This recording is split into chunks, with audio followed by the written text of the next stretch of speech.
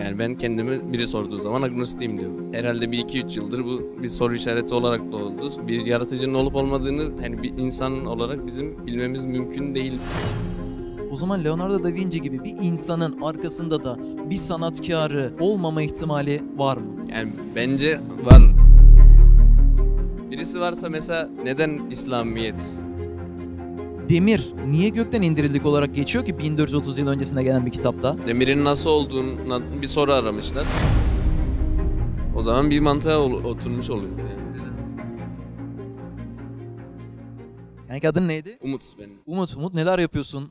Sanki okuldan çıkmış bir havan var. Okuldan çıktım, şimdi bir bilet almam gerekiyordu etkinlik için. Sonra geri yurda döneceğim aslında. Güzel, ne okuyorsun? Geometrik mühendisliğinde 1. sınıf. Çok güzel abi. Peki şunu soracağım. İnancın nedir peki? Yani ben kendimi biri sorduğu zaman agnostiyim diyorum. Peki ne zamandır böyle tanımlıyorsun kendini? Herhalde bir iki üç yıldır bu bir soru işareti olarak doğdu. Sonra Bilinmezlik olarak geldi sana. Ya bir yaratıcının varlığı yoktu. Şüpheye düştün herhalde 3 yıl önce. bilemeyiz gibi, yani bir yaratıcının olup olmadığını hani bir insan olarak bizim bilmemiz mümkün değilmiş gibi geliyor bana. Böyle hissettin. 3 yıl önce oldu diyorsun. Sonra bilinmezliği olarak geçti. Daha önceden Müslümandın. Yani doğuşumuz olarak hepimiz gibi yani. Peki yani bilinmezlik derken mesela bilgi geldiğinde bilinmezlik ortadan kalkar, doğru muyum? Yani bilginin girdiği bir yerde agnostizm bitmesi gerekiyor. Mesela nedir? Bu cadde boyunca kaç tane insan var şu an desem ne deriz? Yani Bilemeyiz deriz. bilemeyiz Ya de. bilinmezlik buraya girer mesela. Ama tek tek saysak buradaki insanları, hepsinin sayısını belirledikten sonra burada bu soruyu sorsak artık bilinmezlik diyebilir miyiz? Bilinmezlik ortadan kalkar. Aynen, yani çünkü bilginin girdiği yerde artık bir karar verme olacaktır. Ya bir şey söyleyeceksin ya da onun tam tersi bir meseleye karar vereceksindir. Bunun gibi de aslında biz de yaratıcının varlığını peki delillerle veya ispatlarla bir şekilde baksak, incelesek, bundan sonra bilgi geldikten sonra da peki kararın değişir mi? Seni ikna eden bir konu Neden gelsin. olursa niye reddedeyim yani. Demek ki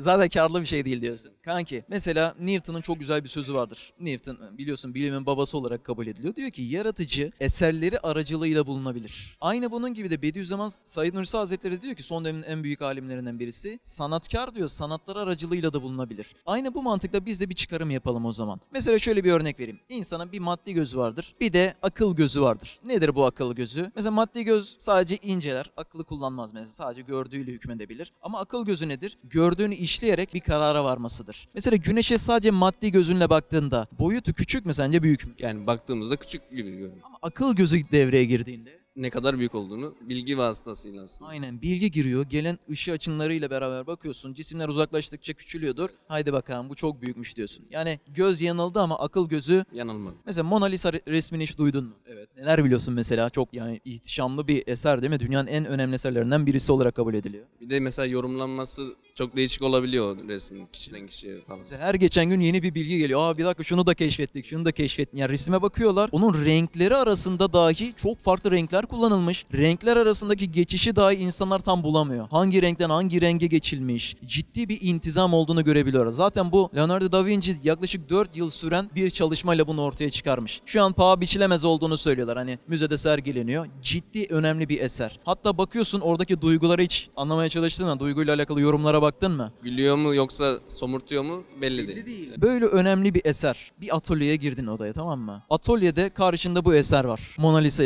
eseri karşında duruyor. Etrafta da hiç kimse yok. Maddi gözün diyor ki etrafta kimse yoksa bu kendi kendine olmuş olabilir.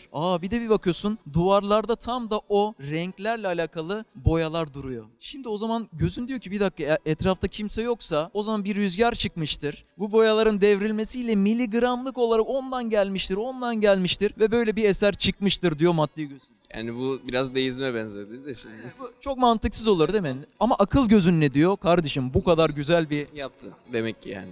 aynen bu kadar güzel bir eser varsa, ciddi ayrıntılı bir eser, intizam varsa, intizam ilim ile olur. O zaman ilim sahibi bir ciddi bir zat vardır diyorsun. Şimdi aynen böyle de. Peki ben buradan şuna geçeceğim. Mona Lisa mı daha sanatlı yoksa Mona Lisa'yı yapan Leonardo da Vinci mi? Yani Da Vinci'nin tabii daha mükemmel bir ne diyebiliriz, parça mı diyebiliriz olduğunu söyleyebiliriz. Tabii canım, çünkü zaten onu o yaptığına göre elbette bu daha sanatlı. Peki insanın vücudunu sen de bilirsin. İnsan vücudunda yaklaşık 60 tane element var. Elementler de gerçekten öyle hassas dengeyle ayarlanmış ki birisinden çok az miligram azalsa veya artsa hastalıklar ortaya çıkıyor. Doğru muyum? Doğru. Mesela demir var, bakır var, işte bir sürü element var. Bakırın azalmasıyla alakalı mesela kandaki dengelemeyi, kanı sağladığı için ciddi sıkıntılar çıkıyor. O zaman diyeceğim ki evet, bunda da o zaman insanın vücudunda çok hassas bir dengeyle elementler birleşmiş ve ciddi bir yapı sanat ortaya çıkmış mı? Yani ciddi bir yapı sanat ortaya çıkmış. Ama Aynen. şimdi eğer bir yaratıcı Bağlayayım varsa- sonra oraya bağla, tamam mı? O zaman sana şunu soracağım, sonra mikrofonu sana vereceğim. Diyeceğim ki o zaman bunun arkasında da az önceki Mona Lisa'nın arkasında bu kadar sanatlı bir eser kendi kendine olma ihtimali yoktur dedik. O zaman dedik ki bundan daha sanatlı olan bir insan yapısında 60 tane element bu kadar hassas dengeyle dengelenmiş. Ondan daha sanatlıysa bu hiç kendi başına tesadüf diyebileceğimiz kendiliğinden olma ihtimali hiç olabilir mi? Yoksa Mona Lisa'nın arkasında bir sanatkar elbette var dedik. O zaman Leonardo da Vinci gibi bir insanın arkasında da bir sanatkarı olmama ihtimali var mı? Yani bence var. Leonardo da Vinci'nin de bir yapanı olabilir ama olup olmadığına dair kesin hala konuşamayız. Mesela şunu diyebiliriz. Olabilir. Hatta yani neyin olamayacağını kesin bulabiliriz. Mesela dedik ya bu kendi kendine boyaların dökülmesiyle olabilir mi dedik? Olamaz. Olamaz. O zaman diyeceğiz ki ya insan evet birisi X diyelim mesela. X demiyor muyuz derslerde? X diyelim, Y diyelim. Ama ben özelliklerini çok net bulabilirim. Bir, mesela bilgi sahibi olması lazım. Bilgi olmadan Mona Lisa çıkmıyorken nasıl olur da bilgi olmadan böyle bir insan ortaya çıkabilsin? Keza bir insan değil, milyarlarca insan ortada. Milyarlarca sanat ortada. O zaman diyebilir miyiz ki bilgi sahibi? Her kimse. Yani eğer bir yaratıcı varsa bilgi sahibi diyebiliriz. Bilgi sahibi, yani mesela bilgili diyorsam da sıfat ortada kalabilir mi? Mesela bilgili, çok zeki dedim, havada kaldı. Yani kim zeki derdi değil mi? Mesela derim ki sen zekisin. Mesela birisine verdim zeki, birisi diyorum mesela değil mi? Birisine o sıfatı havada bırakmadın. O zaman zeki birisini kabul edersek o Birisini zaman de kabul etmiş oluyoruz. otomatikman olmaz mı? Evet. Öyle oluyor yani. Mesela başka hangi özellikleri söyleyebiliriz o zaman? Hayat olmasa bu ortaya çıkabilir mi? Hayat sahibi olmadan. Yok. O zaman diyeceğiz ki abi 1. En önemlisi hayat. 2. Bilgi. Bu kadar sanatlıysa bilgi. 3. irade. Nedir irade? Tercih etmedir değil mi? Yapıp yapmamaya tercih etme. O zaman irade sahibinin olduğunu çok net görebiliyorum. 4 de abi kudret. Nedir kudret?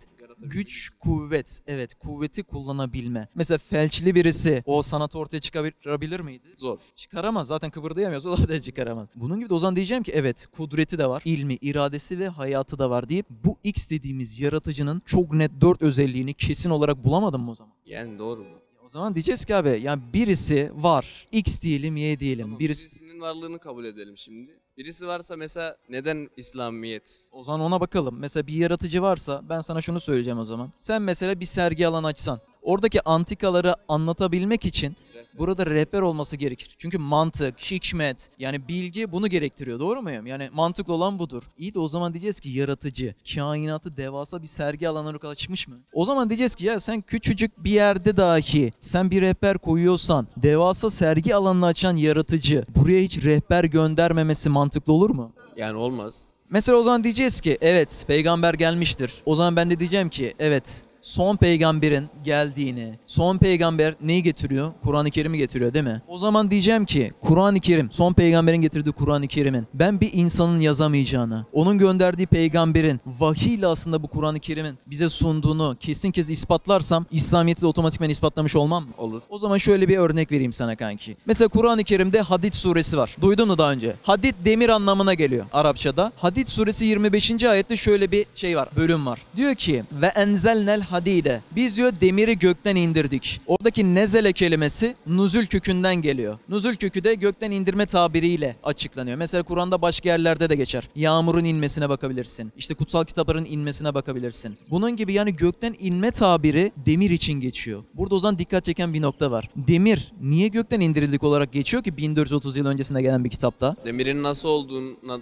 bir soru aramışlar. Ama demiri biz normalde maden olarak yerden çıkarıyoruz. Ayet diyor ki demiri gökten indirdik. Bilim adamları yeni artık keşfediyorlar ki evet demir gökten inmiştir. Neden? Çünkü demirin oluşma ısısı dünya ve güneş sisteminde yoktur. Nova ve süpernova dediğimiz yıldızlarda gerçekleşen patlamayla beraber yere demir elementi ne olarak inmiş? Meteor olarak inmiştir ve böylelikle demirin gökten indiğini şu an bilim dünyasıyla beraber çok net bir şekilde görebiliyorum. İyi de diyeceğim ki o zaman bir dakika çok eski dönemde gelen bir kitapta demirin gökten indiği bilgisi nasıl olur da bulunabilir? Bir insan bunu bilme ihtimali nedir? midir? Bilme ihtimali var mıdır? Çünkü ben yeni keşfetmişken bu bilgi orada geçiyorsa o zaman diyeceğim ki bunu bir insan yazma ihtimali yok. Evet, aradığım peygamber, aradığım kutsal kitapta Kur'an-ı Kerim'in olduğunu çok net görebiliyorum. Peki bir tane daha örnek vereyim kanki sana. Mesela Zariyat suresi 47 var. Zariyat suresi 47. ayette şöyle bir ibare var yine. Şöyle bir bölüm var. Diyor ki وَالسَّمَاءَ بَنَيْنَاهَا بِاَيْدِ وَاِنَّا لَمُوسِئُونَ Semavatı biz bina ettik ve şüphesiz biz onu genişletmekteyiz diyor. Ayet çok değişik yine değil mi? Bakıyorsun. Genişliyor, evet. Evet, biz ama bunu ne zaman öğrendik?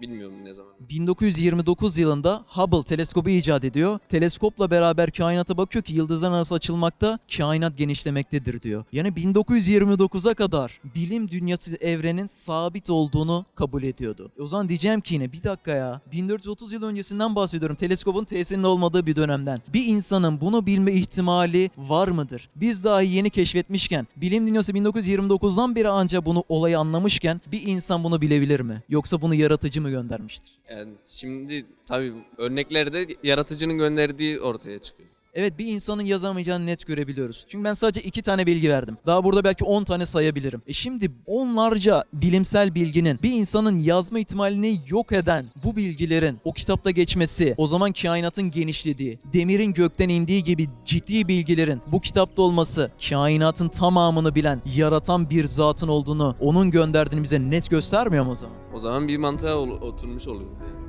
Başka var mı? Başka soru yok. Sen ne düşünüyorsun? Gireceksin mi buraya? Gireceğim de inşallah çıkmam. Çıkmak yok kanka, öyle düşünme. O şeytana verdiği vesvese. Sorular geldiyse emin ol hepsinin cevabı da var. Hatırlıyor musun peki nasıl Müslümanlığa girildiğini? Eşhedü en la ilahe illallah, eşhedü enne Muhammeden abduhu ve resulü.